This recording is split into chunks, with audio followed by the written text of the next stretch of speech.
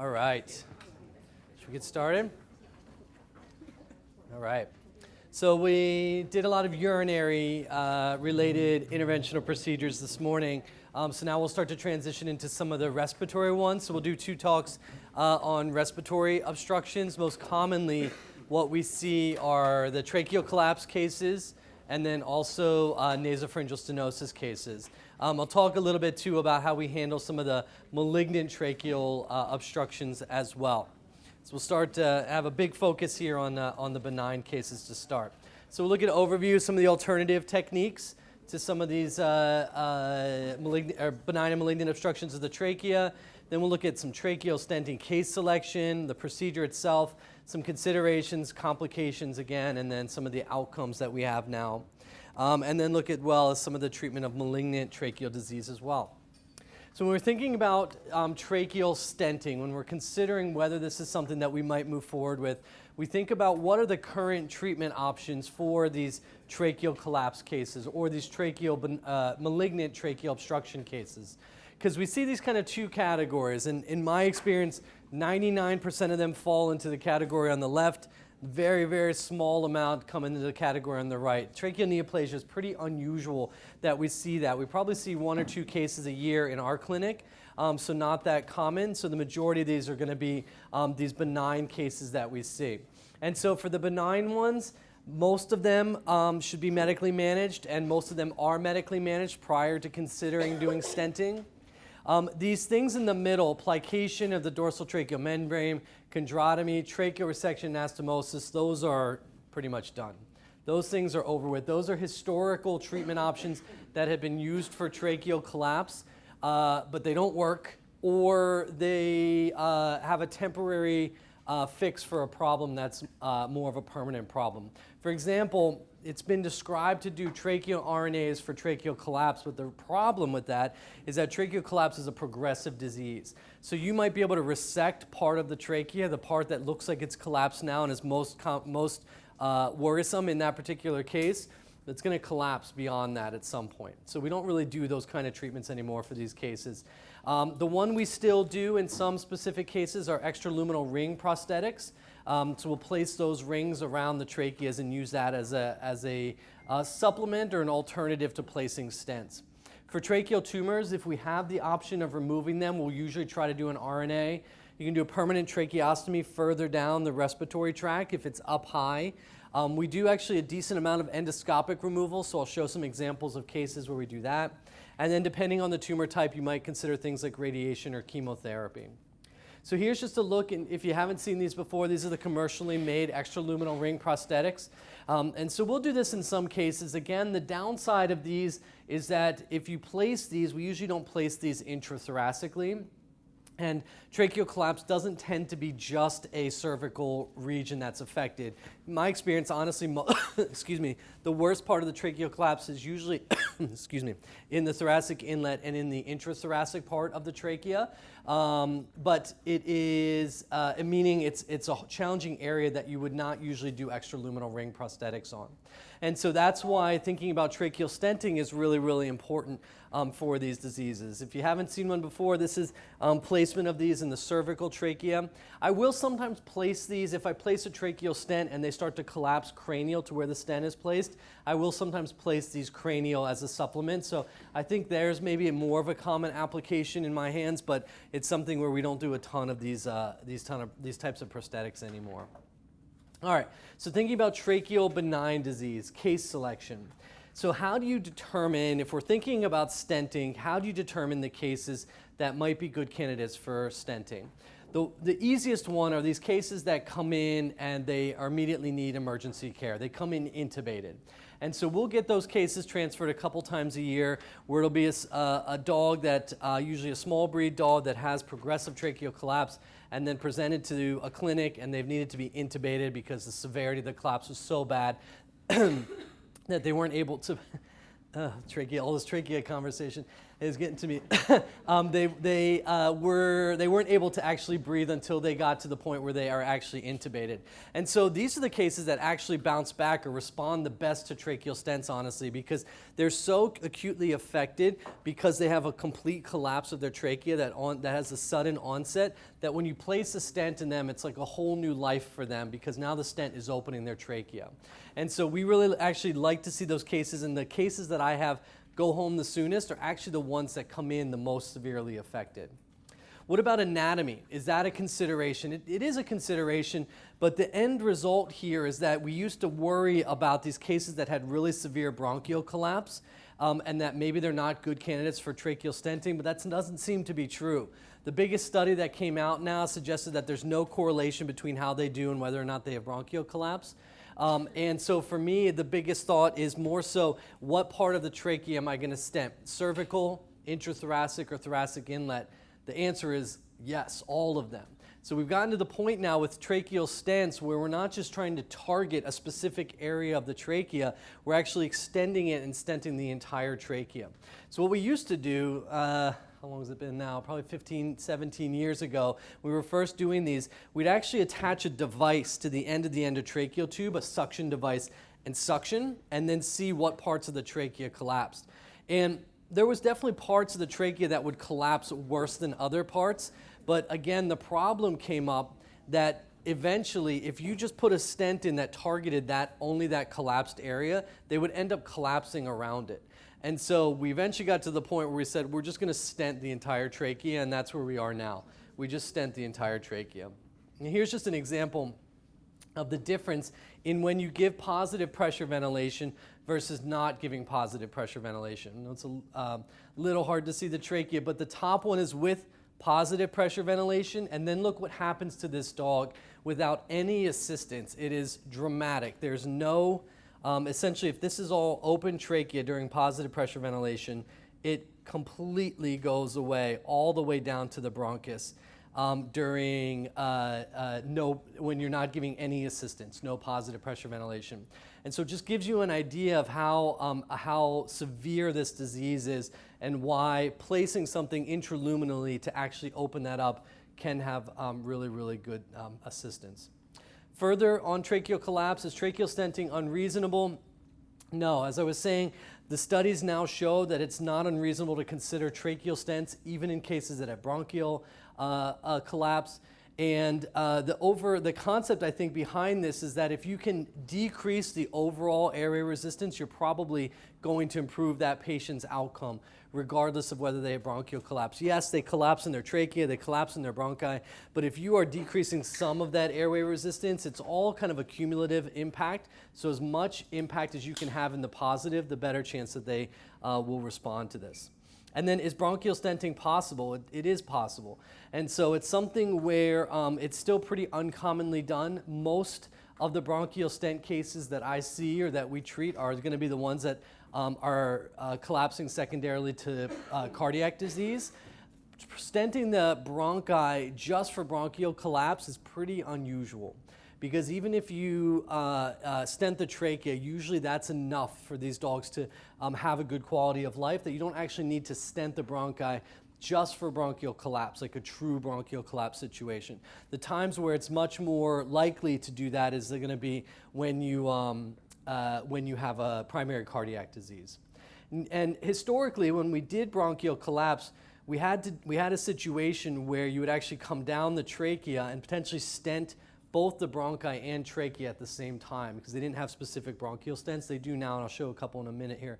But when you did that, you would actually perform what's called caging off of the bronchi, which is not ideal. Essentially, if you have it come down from the trachea and then down into the bronchus, you essentially are caging off all of the drainage from this other side. And so that's not an ideal situation. So the only time that I do that is when I have a tumor down in the carina. So if I have a tumor in the carina that's obstructing both sides or one side, I will cage off the other side, the side that's most affected by tumor, so that I can at least get good filling of the one side. So here's just, this is a cadaver, so we were kind of dropping stents like crazy in this little cat. But this is, you can see a tracheal stent in here. This is just an example kind of putting a bronchial stent in. There's one already on the left side, and then just putting another one here on the right side. And so similar kind of technique to what we do with the tracheal stents. Same kind of idea where you have the delivery system and you're just going to pull back on the sheath and let it open. They're just a little bit more challenging to place location-wise. You have to figure out exactly where that carina is and where it sits so that you kind of drop it. You want it to, again, not come across the carina so that you're getting an obstruction of that other side. So we'll start to open that up and have that open right in that region there, and you'll end up kind of with that upside down Y shape between the bronchial stents and then the tracheal stents. All right, other thoughts to consider with case selection for tracheal collapse. Have they had previous medical management? So unless they come in on emergency, we never place tracheal stents unless they've had aggressive medical management. And so we will send them home, very strict medical management of steroids and usually like a antitussive, so we use a lot of hydrocodone. We usually sedate them to some level in the early stages, something like butorphanol, something in the early stages to really try to help control all of these things. We don't often do antibiotics before treatment. We'll usually send them home after stenting on antibiotics for a short period of time. But usually it's not something that's specifically in that preoperative management. Okay, so let's look at the procedure. It's a pretty low equipment heavy, not very heavy equipment-wise. You basically need a marker catheter, and the marker catheter you're going to place into the esophagus, again, because you want it to be close by, close to where you're going to be placing your tracheal stent. We're going to have a guide wire, and so I've been talking about a guide wire this whole time as a means of getting whatever device in that you need to get in. This is the one exception to that, is that the guide wire here is actually used to get the marker catheter in position. We don't actually use the guide wire to place the stent. The stent goes directly down through the endotracheal tube, so we don't usually place a guide wire into the airway. It's nice to have like a little endotracheal tube adapter like this so that you can hook up your anesthetic and your oxygen to one of these side ports so that you can use the end port. And so if you're doing these cases, you can kind of search for one of those little adapters that they just make for bronchoscopy, where it just has a little bit of an end-on adapter, which is really nice for these. That way, when you're putting your stent in, nothing's getting bent. You're able to come right in from the end of the adapter. And then we just need our stent. One thing to remember, again, coming back to considering the size of this equipment, the size of the delivery system for tracheal stents is 10 French, so it's about 3.3 millimeters. And so when you think about the diameter of that, you have to consider a lot of these patients are really small. So the ones we see tend to be like small Yorkies, Chihuahuas, Pugs, really small breed dogs that don't weigh a lot, and their tracheas are small. If you use a 3 millimeter inner diameter endotracheal tube like here, it's not going to go in. It doesn't fit. In a 3.5, it fits, but it can get caught. You'll see that the end actually gets caught on the endotracheal tube here. And so you could do it with a 3.5, but it's ideal to get up to 4 millimeters. So if you can get a 4 millimeter inner diameter endotracheal tube, that's your safest situation for when you're doing a tracheal stent. Now, can't always do that. These are sometimes small dogs. So you have a couple options. You can extubate and then move really, really quickly. If you have a jet ventilator, you can also do that. I don't know if you've seen a jet ventilator, but basically it's a long catheter that's hooked up to a special ventilator that gives in very high concentrated, intense amounts of oxygen in a period of time. So that's an option too to consider as well. Or as much as you can, try to get those 4 millimeter inner diameter endotracheal tubes in place. We looked at this before, but these are the mesh stents. So these are those woven stents, the stents that are one wire that's woven back and forth. And so again, I'm going to harp on this a lot, but the big issue with these stents and the biggest thing to contend with is that they are really long on the delivery system. So figuring out where they're going to sit is the biggest challenge of tracheal stenting. Tracheal stenting, placing the stent is pretty easy. It's all in the sizing and figuring out exactly where you want it to sit. So again, just to show this image again, hopefully now it makes a little bit more sense, but this is the stent on the delivery system. You can see how long it is. It's as long as that red line. If I take that red line down, you can see that the stent is at least a few centimeters shorter once it's actually deployed. So it's a big thing to kind of think about. If you're like, okay, I see how the stent looks on the delivery system, that's where it's going to sit. That's not the case. It's not where it's going to sit in the patient. And so back to these amazing PowerPoint animations, I realize every time I do this that for some reason I picked a German Shepherd as the poster child for tracheal collapse, which I know we see so many that get tracheal collapse. But here's a trachea, here's an esophagus, just to give you kind of the steps of moving through a tracheal collapse and tracheal stenting.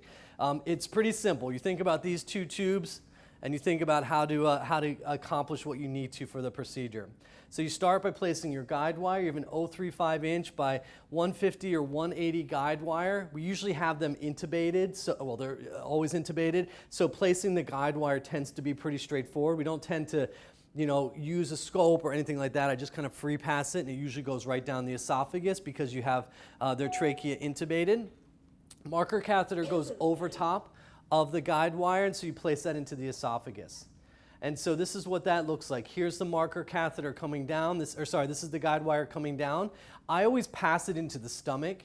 The reason is that I want to make sure that it's not in the respiratory tract. The biggest downside of that, yes, you could puncture out the lung and create a pneumo. It's unlikely, it's possible though. But the biggest reason is that if you have the guide wire in the trachea and then you go to put the stent in next to it, it's going to push the guide wire up against the trachea. And then as you pull the guide wire out, you might move your stent. So you just don't want to have anything between your stent and the tracheal wall. So you don't want to risk having that guide wire in the trachea. So the guide wire goes down the esophagus, and we make sure it goes into the stomach, and then we can pass our marker catheter over top of that. And so here's our marker catheter in place now, and you can kind of see some of the measurements that we've gotten here. So what we've told the machine is that this is 2 centimeters. So we've said from the front of this box to the front of this box is 2 centimeters. So now the machine can calibrate from that. So now it knows what 2 centimeters is, so any measurements that you make from this point on are going to be with that in mind. And so then I'll pull the endotracheal tube back, and I'll try to pull it all the way out to the most cranial aspect of the trachea, blow the balloon up, get a nice seal so that we get, when we give positive pressure ventilation, we're not getting any leaking out, and then we'll give positive pressure ventilation here to make the trachea as dilated as possible. It's really crucial here because this is not an area where there's tumor or anything in there in these particular cases that's going to hold that stent in place. So you don't want to undergive your positive pressure ventilation. You want to really maximally dilate. You want to know what that diameter of the trachea is. That's really, really important. And so it kind of brings up too why when you get these films and have them evaluated for sizing, because lots of times people will get films beforehand. It's so important to do this with positive pressure ventilation. You can't really get these measurements unless you're maximally dilating those tracheas. So just keep that in mind as you start to do these cases. So I've pulled the endotracheal tube back cranially, giving positive pressure ventilation. I have my cuff inflated here. I'm giving nice dilation of the trachea here, and then I can get my measurements. And so I've measured, 5 different spots here throughout the length of the trachea, and you can see it varies from 0.9 to 0.7 along its length, and that's really common. The trachea is uncommonly uniform. Mostly you see that it's multiple diameters all throughout its entire length. So it's important to really get an idea of what it is all throughout its entire length. So let's use an example here. We gave positive pressure ventilation, and we're going to use that to determine maximum diameter. So we'll pick an easy one, and we'll say we measured 9 cervically, 8.2 at the thoracic inlet, and 8 in the intrathoracic trachea. And so from there, what size stent are we going to choose? Well, we're going to oversize it, and so we want to oversize it by, say, 10 to 20%. And so in this particular case, I'd probably pick a 10 millimeter wide stent. You always start with the diameter, and then you can kind of figure out the length from there, because choosing the length is much harder. And so you have to kind of look at the different measurements as you choose, based on what diameter it is, you choose your length measurements from that. And so I'm oversizing 10 to 20%, maybe even a little bit more for this 8 millimeter. But they don't really make 9s, but if they did, I would not place a 9. I'd want to oversize it for what this size is, and so I'd want to at least put a 10 millimeter wide stent. So that's where you're starting. You're saying this is what my diameter stent is going to be. This is kind of back to that point of what I was saying, how this is a dog where this was one that was sent to me for measurements and help, and you can't do anything with this, right? There's no positive pressure ventilation. You don't have a good idea of what the true diameter is on this. So this is just kind of hitting home the fact that if you are going to start doing these, you really need to take the time to get a good positive pressure ventilation measurement. Okay, another example of that, how when you could see in here where there's this area of tracheal collapse, and then giving that positive pressure ventilation, what that does to the tracheal diameter. So again, you need those real films where you're actually going in and giving that positive pressure. Okay, so after you've decided on what your diameter is, then you start thinking about length. And there's kind of two ways which are very similar to figure this out. Essentially, you can measure from the level of the larynx all the way down to the carina, or I measure from a centimeter on either side of that. So what I mean by that is that eventually I'm going to choose a length that is 1 centimeter away, 1 centimeter caudal to the larynx, and 1 centimeter cranial to the carina. So I want to have a centimeter on each side of a little bit of error room, so that when you place the stent, if your stent's a little bit longer than you think it's going to be, it's going to extend out into those areas. And so you want to give yourself a little bit of error room. So you don't want to size your stent exactly for what you measure from the larynx to the carina. So you can do either. You can either measure, sorry, I'm going to turn that off. You can either measure all the way from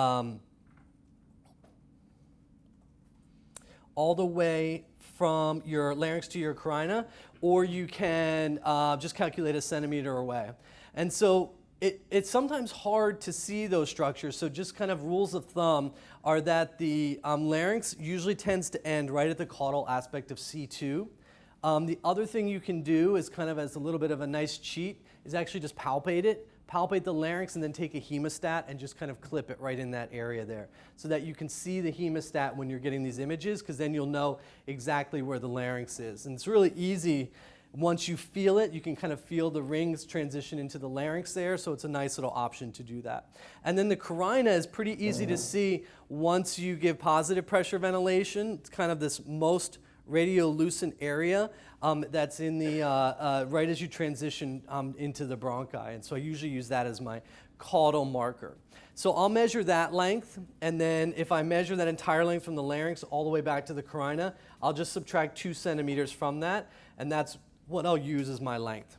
So if this is our example, then we have a 9, 8.2, and 8 millimeters diameter that we measured, and let's say that we measured 90 millimeters long from larynx to carina. So I would choose that 10 millimeter wide tracheal stent, and then as far as the length, I would want it to be about 70 millimeters long. So now I kind of want a stent that's going to be in that range of about a 10 by 70 once it's deployed. And so this is where some of the art comes in as far as selecting a stent. And so here's an example of a shortening guide. And so what a shortening guide is this takes into account what the stent is, what that particular stent is going to do. And so what that means is that if you choose a 10 by 70 stent, what length is that stent going to be if that stent only opens to 90? And this gives you an idea of that. And so basically in this particular case, let's say the ideal stent here would be this 10 by 72. Now that's a stent that's like sitting on the table and is a 10 by 72. And so that's unusual that you're ever going to have that scenario where you have a stent fully open to the point where its length is going to be exactly what it is on the stent sitting on the table. And probably if that's the stent you picked, you probably didn't pick the right one, because it means that you probably undersized the diameter. If you have a stent actually open to 10 along its whole length, then you probably undersized the diameter. Does that make sense? Okay, that doesn't make sense. Let me know and I can try to explain it better. But the idea here is like if you're stenting it and you want to oversize it, it's likely that parts of the trachea, this stent is not going to be open to 10. You want that to happen because you really want it to engage and make sure that it's sitting in there. So I know right away that all of these are likely going to be are not going to be choices. So I'll just look at this just to give you an example. So let's say you did choose that 10 by 72. And so It's not unreasonable to consider because you have potentially up to 90, right? We know that the length is actually 90 that you have to play with. So maybe this stent would be perfect if this 10 by 72 opened to 9 along its whole length. That stent is going to be 87 millimeters long. So that would be great. But predicting that and saying for sure that that stent is going to open to 9 along its whole length is kind of a big prediction. That's saying that in the region where it's 8 millimeters, it's for sure going to open up to 9. And that's a little bit scary to me. So I probably would not choose the 10 by 72 in this case. If I choose the 10 by 62, if the whole thing opens to 9, then it's going to be a perfect length. If part of it opens between 8 and 9, that's still okay. Even if part of it only opens to 7, which isn't going to happen because we measured up to 8, but even if part of it didn't open all the way, it would still be within the range of what would be acceptable for that case. Does that make sense? Yeah, feel free to chime in. If you haven't seen or done this before, I know it's a lot to kind of think about. This just accounts for all of that foreshortening. So this is the real art of tracheal stent placement, is that you have to guess a little bit, kind of from your experience, but then also for what you're anticipating. So if I had to give you a rule of thumb, I usually say that it's probably going to open about 0.5 millimeter over what I measure. So if I measured 9, I'm going to guess it's probably going to open to about 9.5. I just have to give it some kind of number to help me to try to think about it, and then I'll take an average of that. So if it's going to open from 8.7 to 9.5, what's the average of that? 9.1 or whatever. And so if the whole thing's 9.1, where is it going to be? It's going to be a little bit longer than 74. So that's kind of how I approach these cases. So that's the toughest part of tracheal stenting. These are like things you don't even have to think about for your urethral stenting, because your urethral stents, you get a set number that you decide its length's going to be, and it's going to be that when you put it in. The advantage of tracheal stenting, again, is that if you're putting it in and it doesn't look good or it's not in the right spot, you can reconstrain it. You can deliver it partially, and then you can reconstrain it if you don't like where it's sitting. So pros and cons for each. This is the kind of typical setup for a tracheal stent. So it has a little safety device here to keep it from being deployed. This is the chamber on the inside. So this is the inner cannula, and the stent sits on top of this. This part right here is continuous with this orange bit on the end. And so the stent sits on top of that. And so what you can appreciate, again, coming back to this idea of foreshortening, is that this stent starts right here at this metal piece. But as you unsheath it and open it, because it shortens, it comes backwards and it starts to shorten. So that's the thing to keep in mind. All right, here's the procedure. So we have our marker catheter in place. We pass our stent down just directly through our endotracheal tube. It always hits this kind of downturn at the level of the thoracic inlet, and you're going to pass your stent up and have it transition up into the thoracic region. And then we open it. The carina is right here, so we're starting to open it in that region. And what's another point to kind of further hit this point home is that you can't actually see the end of the stent. So right now the stent is in the mouth. And so it's really, really cranial, but you'll see by the end of this that the time the stent gets deployed, it shortens here. So as I'm deploying it, I'm making sure I'm also, as I'm unsheathing it, I'm also advancing in the inside of the stent, because as I'm advancing this in, it's keeping that end of the stent exactly where I want it to be. When you're delivering a urethral stent, you have two bits. You're holding the end, and then you have the sheath part. You just unsheath it, and the stent drops. On tracheal stents, your hands have to come together because you have to advance in the end of the stent. So let me take you back to this image. This part, if you just unsheathed it, this stent would end up centimeters cranial to where you want it to sit. But if you keep advancing this part in, you can keep that end exactly where you want it to sit. So come back to this. Here's the stent. So I'm focused on, so you'll see this nose cone keeps getting pushed in further and further, because all I care about is where this caudal part of the stent sits. Opening, and now I can actually see the end of the stent here, continuing to open, and then have it deployed right there at the end, just behind the larynx. And so that's where the stent is. And so this one is pretty jammed in there. This one is maxed out in that region. It's all the way down here caudally. So this is a pretty long stent, but that's basically the concept of how it's going to sit in there. Okay, so let's look at some unique scenarios that you might run into, and these are more common. I call them unique scenarios, but they're more common than we might wish that they were. Sometimes you get tracheal discrepancy or oversizing, where there's a dramatic difference in the tracheal diameter in the cervical region versus the intrathoracic, and usually it's that the cervical region is much wider than the intrathoracic region. And so sometimes you have to compensate for that. So you can either place a stent that has two different sizes. They make stents where they have more of a cone shape where they taper down and they're thinner within the region of the intrathoracic trachea versus the cervical trachea. Or you could place two stents. You could place one in the smaller region and then have one touch it caudally, where at the most cranial extent of the caudal stent, you can have them contact each other in that situation too. What about these tracheal malformation cases? So recently described, kind of a newer understanding of this. Honestly, these what are called tracheal malformations now are basically just really severe grade 4 tracheal collapses. They're these tracheal collapses where they have almost a W shape to them, right? So if this is my fingers are the dorsal tracheal membrane, that's sitting here, and then the ventral aspect flips in. So it's really severe to where the cartilage actually comes up, and so it almost looks like a W shape.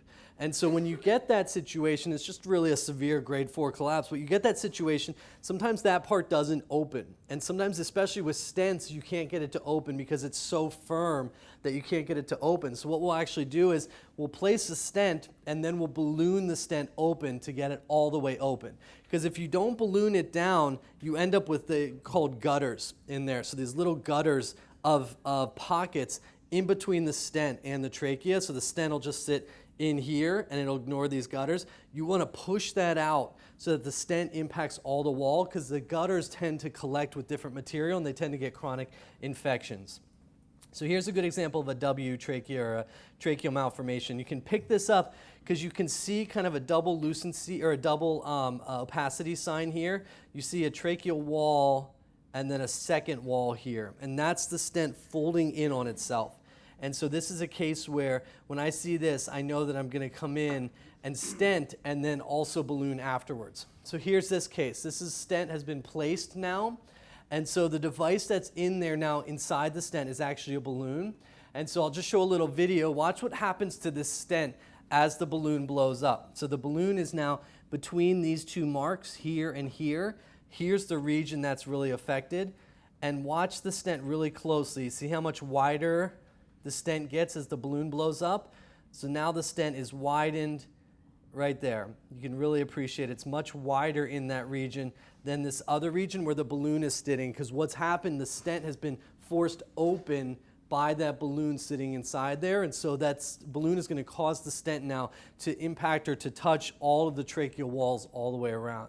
So we found that to be really, really important in these cases to try to minimize getting those gutters forming afterwards.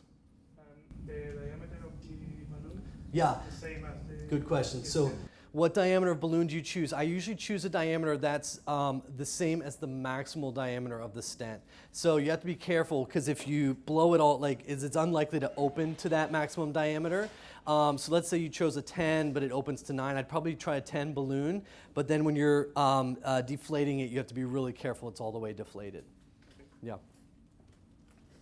All right, so there's been a bunch of literature looking at tracheal collapse. The main study that's come out is this one that came out in JABMA in 2019, and a couple big take-home points. First thing is, as we were saying, the occurrence of bronchial collapse is quite high. It's almost 3/4 of them will also have bronchial collapse. You also have to prepare owners that they might have to have multiple stenting procedures performed as well. Complications are fairly common and they can be major.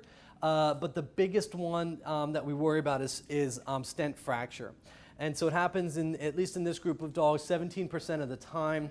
Tissue ingrowth, similar, 16%, and progressive tracheal collapse beyond the stent, meaning you have to supplement the stent, happened about 9% of the time. So there are complications, and so this is a big thing where this is a big decision process in it, deciding at what point you want to put the tracheal stent in. This is why we're really serious about the medical management beforehand and making sure that we manage these cases as well as we can prior to putting their stents in, because they can have these complications occur.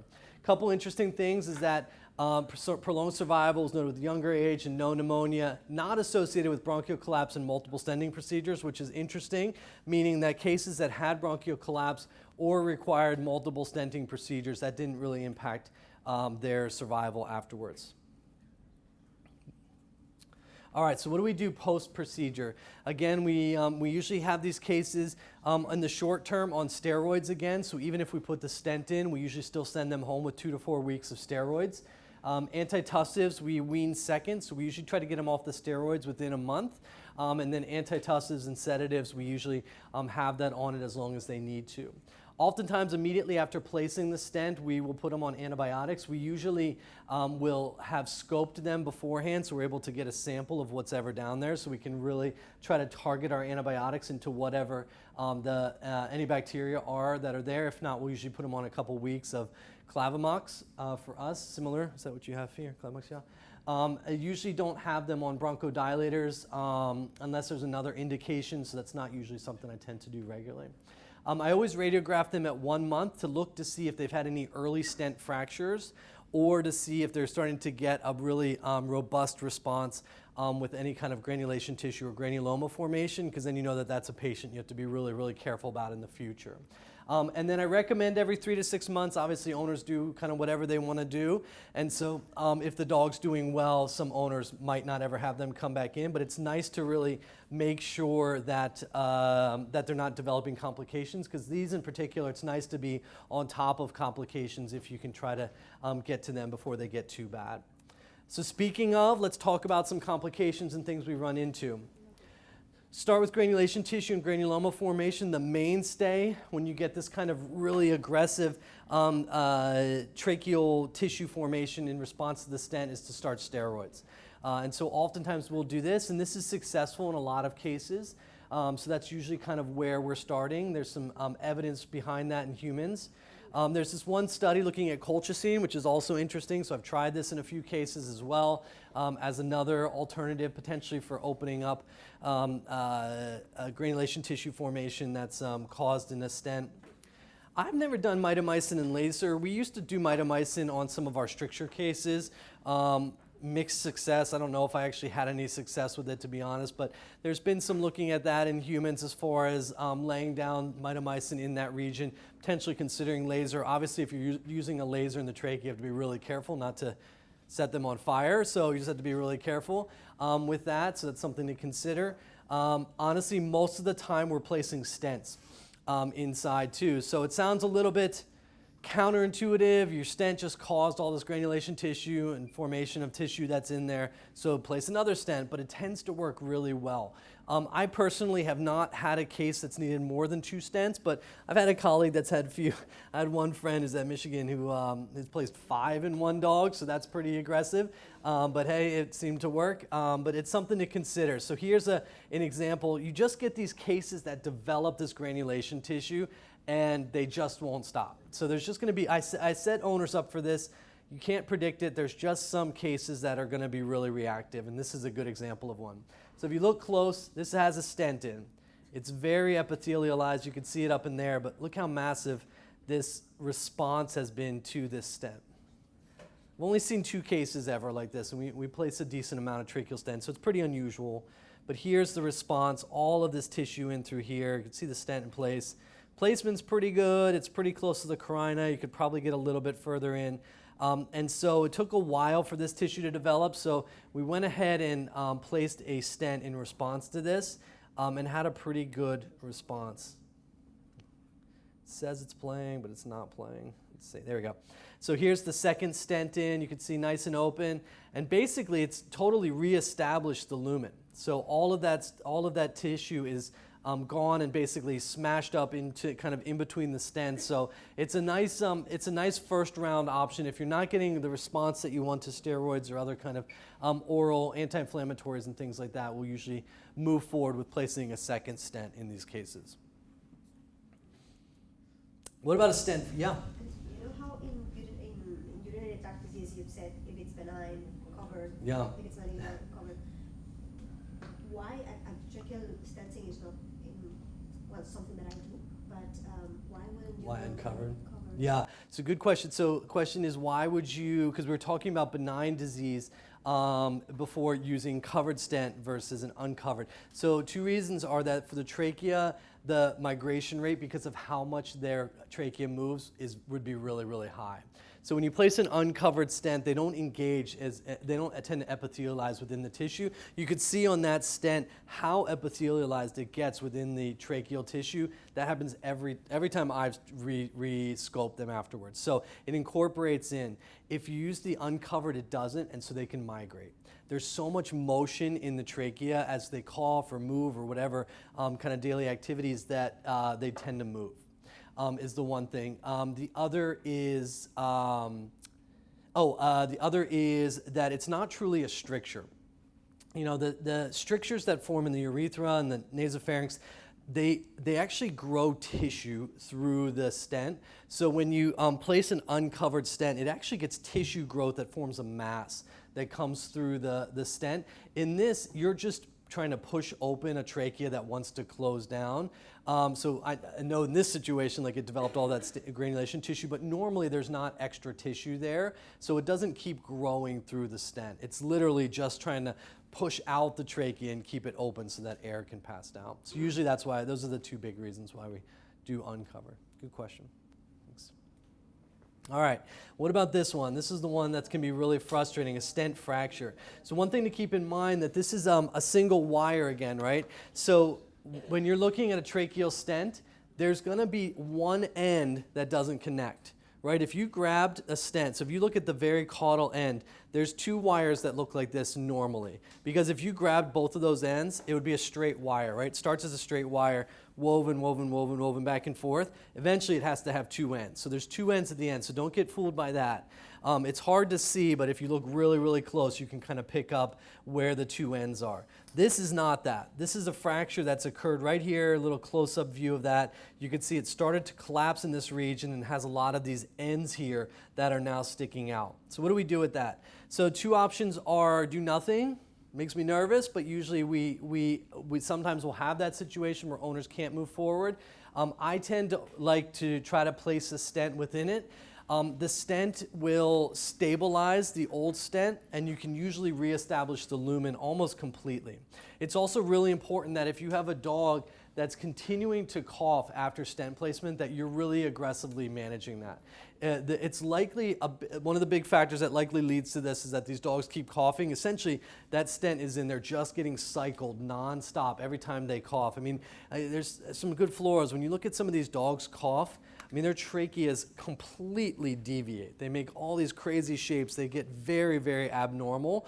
And so it's a lot of forces that are applied to these stents.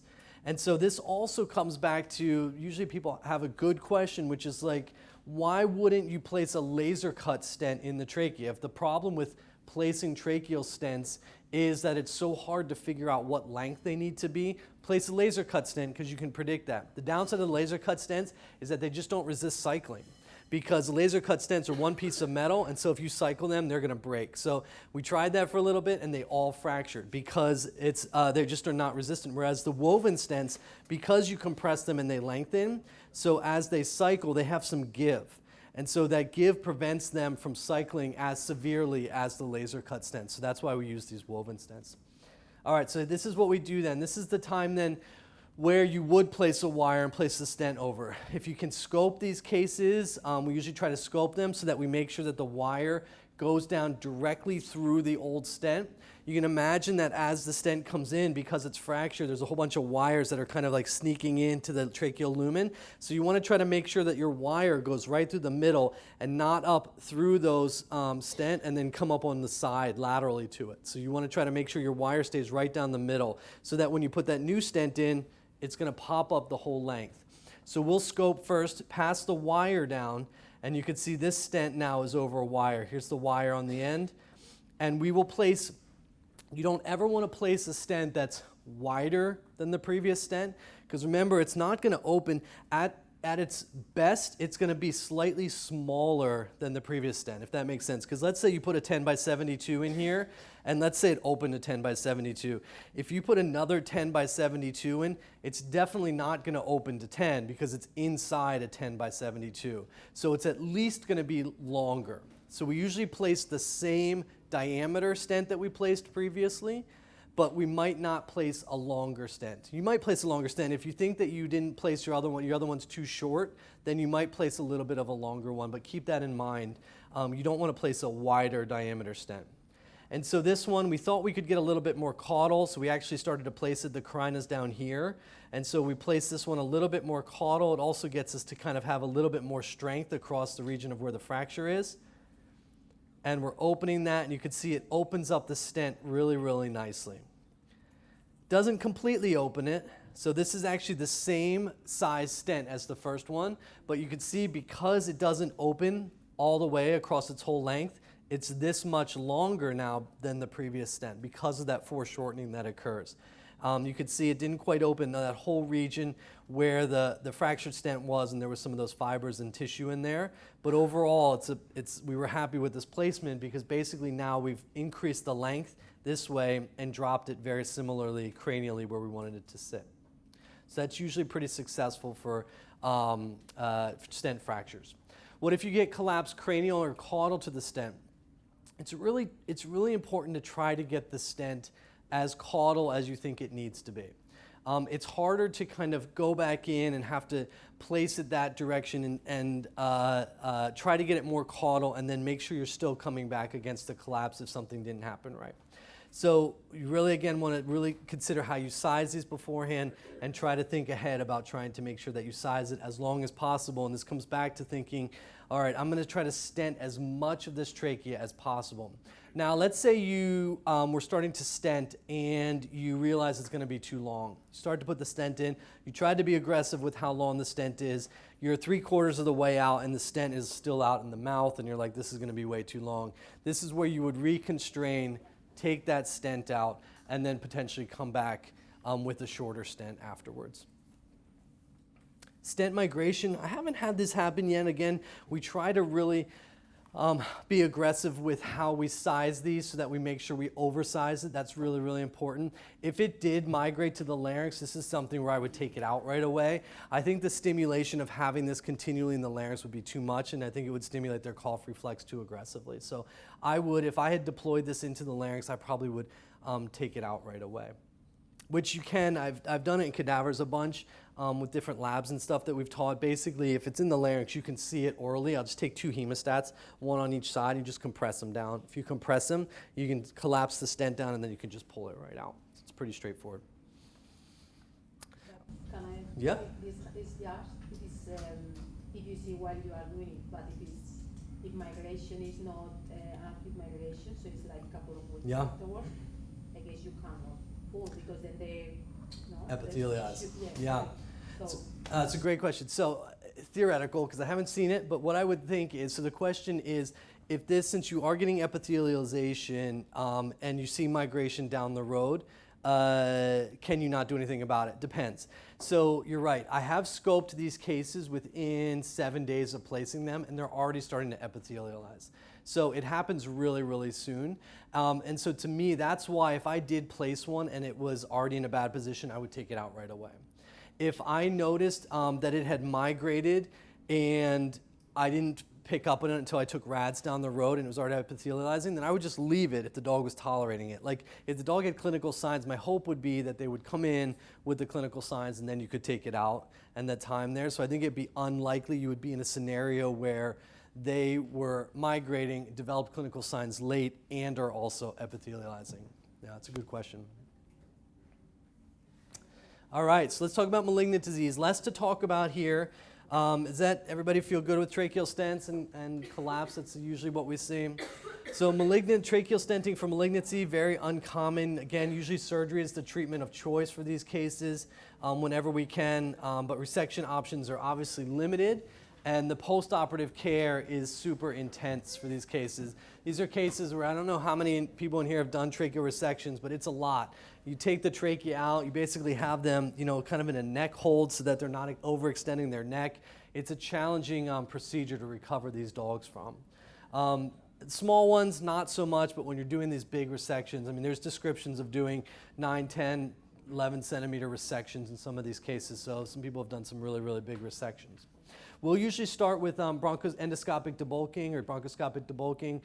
This was a study looking at it in 3 cats, survival time 6 weeks to 9 months, depending on what they were able to accomplish. So obviously, if you're doing endoscopic debulking, this is a palliative procedure. You know it's likely not going to be a long-lasting procedure, but it's actually kind of a nice procedure. It works really well. Air is small, so you just need a little bit of space for it to get through. So if you can open up the trachea enough by taking down some of those tumors that are inside there, you're going to allow them enough room to be able to get that air past. So we'll usually use, again, the endotracheal tube adapter. You can use jet ventilation. It's really nice, or even using a laryngeal mask. So we usually use either these cupped biopsy forceps or even a wire snare. We can kind of get to the base of it, and you can shear it off or cut it off. You put the snare actually at the base, tighten the snare down, and it basically cuts it off right at the base, and then we'll just snag it with the snare or with biopsy forceps and pull it out. It's nice to have a suction catheter down there for both bleeding as well as for sucking up little pieces of tumor. We can sometimes flush with saline, and we oftentimes will use, we'll have equipment ready for pneumothorax too, just in case. So here's just an example. This is a 17-year-old female spayed domestic shorthair, came to UCD at a cough, lethargy, and an appetence. Historically other diseases as well. So here's an example at quite a small opening. So the thing about cats that I've appreciated is that they really present end stage with their tumors, where they are really good at hiding how big these tumors are, even when they have a little bit of an opening there. And so this was at the level of the carina, or sorry, at the just cranium to the carina, and then this was extending down into the carina. 6 months later, it had grown back. And so we did the same thing again. So we basically wire snared off here, combination of suctioning and wire snare to get it nice and open. Another example, this is one with quite an extensive intraluminal tracheal mass. And this was one where the suction catheter worked really nicely. This is this is halfway through, and then this is getting towards the end. At this point now, you can start to see actually down into the carina. So it's a nice option for those cases that want to just try to palliate and try to help open this area up for a period of time. You place stents though too. Here's an example of a tumor scoping down, coming at the level of the carina. Again, very, very limited space for air to get past. This is right down at the level of the carina. And so I usually do a combination of bronchoscopy and fluoroscopy, have our marker catheter again in the esophagus here to help us measure. Guide wire down, we're watching with the scope because we have to get past the tumor. Guide wires coming here down into the bronchus. Scope is also in the trachea. And so we're going to pass the stent down over the wire while we're watching, both with fluoroscopy and endoscopy. Here's the stent coming in. And we want to make sure it's in the right location, so that's why we're watching with the scope. Here's the stent as well, coming down. And so this is one, since the tumor was long enough, it was extending into the carina, this is one where I plan to drop it into the bronchus. And so here we're all the way down into the bronchus. We're going to start opening the stent, and then we're going to pull the bronchoscope out so that we don't engage the bronchoscope in the stent. Watching closely here as the stent comes in. If you look close, you can see it's thinner down here than up here because it's down into a bronchus. So it's tapered down off to the side. So again, usually I don't try to do that unless we get into a tumor situation. That's how it looks at the end there. And so then nice and open after the stent's in place, guide wire still going down, and you can see opening down into that bronchus. We just wrote up a small case series of this, looking at it. Again, had some success with placing these for tumors in cats as well as other strictures, but unusual to have to place this in cats. But this is a case series we wrote a while back now. All right, so that's it for tracheas, both malignant and benign. Happy to take any questions.